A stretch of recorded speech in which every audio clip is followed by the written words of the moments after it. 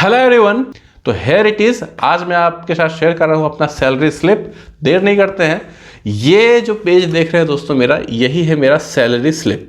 ठीक है, income tax inspector की पोस्ट में मैंने ज्वाइन किया है और ये मेरी सैलरी स्लिप है। अब मैं आपको एक एक करके कंपोनेंट बताता हूं कि मुझे हर कितना सैलरी टोटल मिलता है। एक एक करके सारे कंपोनेंट को डिस्कस करते हैं। सबसे पहले मेरा जो बेसिक पे है दैट इज 44,900 रुपीज़। ठीक है, उसके बाद मुझे डियरनेस अलाउंस मिलता है, महंगाई भत्ता, वो है मेरा 17,062 रुपये, जो कि टेक्निकली 38% ऑफ योर बेसिक पे यानी कि 44,900 है, 17,062 रुपये। उसके बाद मुझे HRA मिलता है, हाउस रेंट अलाउंस। ठीक है, अब मैं जहाँ पे रह रहा हूँ, मेरा जो ऑफिस है वो Z सिटी में आता है। Z सिटी में आने की वजह से मुझे जो HRA मिलता है दैट इज 9% ऑफ बेसिक पे, यानी कि 9% of 44,900 that is equal to 4,041। अगर मैं यही X सिटी में रहता तो वहां पे 27% ऑफ बेसिक पे हो जाता। कहीं मैं Y सिटी में होता तो वहां पे 18% ऑफ बेसिक पे हो जाता। ठीक है, लेकिन मैं Z में हूं तो 9% ऑफ बेसिक पे दैट इज 4,041। उसके बाद मुझे मिलता है ट्रांसपोर्ट अलाउंस। ठीक है, ट्रांसपोर्ट अलाउंस होता है, अगर आप X सिटी में है तो 3600 रुपीज प्लस डियरनेस अलाउंस, यानी कि 36, मान लीजिए अगर मैं X सिटी में हूं तो 3600 रुपए प्लस 38% ऑफ 3600। ठीक है, जो कि बनता है 4968। यह है X सिटी के लिए। बट मुझे जो मिलता है Y और Z सिटी में ये होता है 1800 प्लस DA, यानी कि 1800 रुपए प्लस 38% ऑफ 1800, तो मुझे मिलता है 2484 रुपए। ठीक है, तो ये चार कंपोनेंट हैं जो मिलके टोटल हो जाते हैं 68,487। ये मेरा टोटल ग्रॉस सैलरी हो गया। ठीक है, अब कुछ डिडक्शन भी होते हैं, मेनली 10 डिडक्शन है। सबसे पहले CGEGIS, इसमें मेरे 10 रुपए कटते हैं। ठीक है, एग्जैक्टली ये क्या है इसको समझने में अभी मुझे थोड़ा टाइम लगेगा। एग्जैक्टली आखिर ये क्यों है ये मुझे थोड़ा सा जानना पड़ेगा, उसके बारे में कभी मैं इसके बारे में डिटेल वीडियो बनाऊंगा ये क्या है। उसके बाद मेरा कटता है, मेरा NPS डिडक्शन मेरा होता है 6197, जो कि होता है 10% ऑफ बेसिक पे प्लस DA। सबका ये कटता है, ये आपके NPS अकाउंट में जाता है और 10% ऑफ बेसिक प्लस DA आप कंट्रीब्यूट करते हो, यानी कि मेरी सैलरी से कटेगा। और 14% ऑफ बेसिक पे प्लस DA जो है वो गवर्नमेंट कंट्रीब्यूट करती है हर महीने।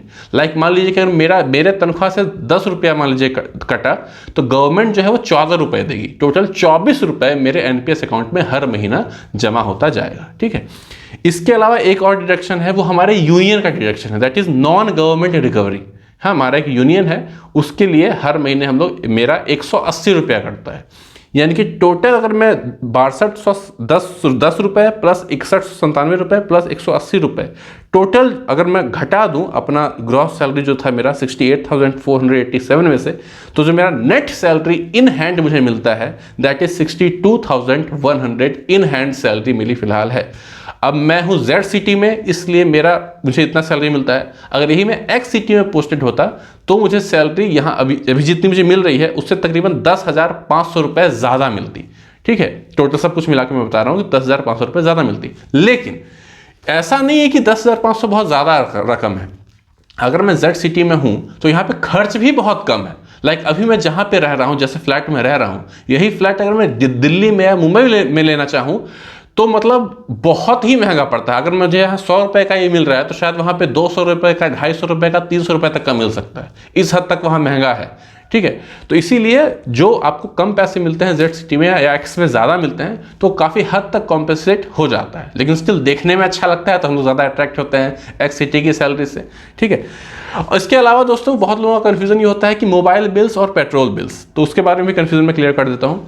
मोबाइल बिल्स आप क्लेम कर सकते हो। बिल्स क्या होता है, नहीं, बिल्स आपके सैलरी का कंपोनेंट नहीं होता है। बिल्स आप क्लेम कर सकते हो अलग से, वो आपके सैलरी से अलग होता है वो। ठीक है, तो मोबाइल बिल्स अगर आप क्लेम करना चाहते हो तो उसके लिए आपके पास BSNL का सिम होना चाहिए और मंथली आपका जो भी खर्च है, जो भी रिचार्ज कराना चाहते हो आप, वो आप पोस्टपेड सिम आपका होगा BSNL का, तो आप उसका बिल क्लेम कर सकते हो। और अगर पेट्रोल लेना चाहते हो, पेट्रोल बिल क्लेम करना चाहते हो, तो उसके लिए नेसेसरी कंडीशन है कि आपकी खुद की व्हीकल होना चाहिए, या तो बाइक हो या तो कार हो। ठीक है, और सारे इंस्पेक्टर्स को नहीं मिलता है, स्पेसिफिक इंस्पेक्टर्स को ही मिलता है। हर कोई पेट्रोल बिल क्लेम नहीं कर सकता है। अब जो सैलरी मैंने आपको बताई दोस्तों, ये हर साल इंक्रीज करती है। तकरीबन मैं आपको बताऊं तो फिलहाल ये 4,000 से 4500 रुपए के बीच इतना ये इंक्रीज करेगी, क्योंकि साल में 3 इंक्रीमेंट होता है, 2 बार डीए बढ़ता है और 1 बार बेसिक पे 3% बढ़ता है हर साल। इसके अलावा डीए जो है मिनिमम 6% बढ़ता है और मैक्सिमम ये 10% या उससे ज़्यादा भी हो सकता है, ठीक है।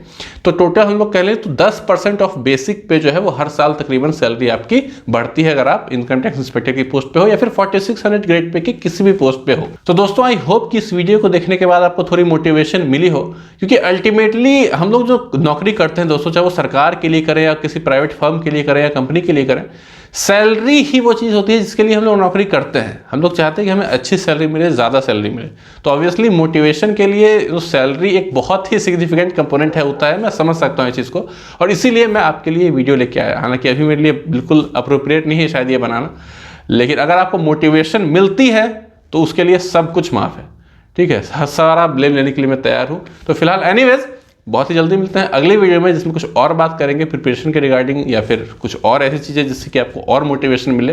तब तक के लिए बाय बाय।